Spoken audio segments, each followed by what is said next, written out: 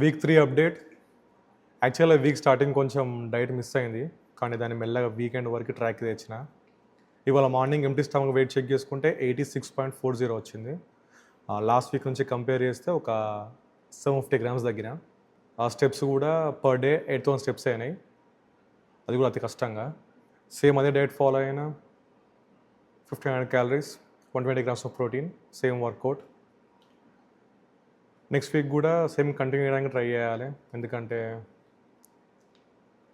చాలా కష్టం అయిపోతుంది. చేయడానికి కాదు,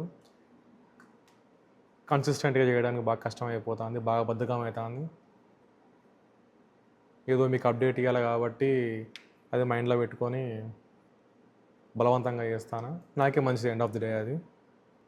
అంతే, కొత్తగా ఎగ్జైటింగ్ ఏం లేదు. సేమ్ అదే రొటీన్, అదే వర్కౌట్, అదే డైట్, అదే ప్లాన్. నెక్స్ట్ వీక్ కూడా సేమ్ కంటిన్యూ చేయడానికి ట్రై చేస్తా. ఎందుకంటే ఒంట్లో ఒక భయం ఉన్నది కాబట్టి. నెక్స్ట్ వీక్ మళ్ళీ అప్డేట్ ఇవ్వాలి, రిజల్ట్ చూపించాలి. రిజల్ట్ చూపించకపోయినా ప్రాబ్లం లేదు, కానీ లాస్ట్ వీక్ అంటే ఈ వీక్ సేమ్ ఉన్న ప్రాబ్లం లేదు. బెటర్ అవ్వాల్సిన అవసరం లేదు. దానికంటే వర్స్ట్ మాత్రం కావద్దు. అది ప్లాన్. అంతే. నెక్స్ట్ వీక్ వెళ్దాం. బాయ్.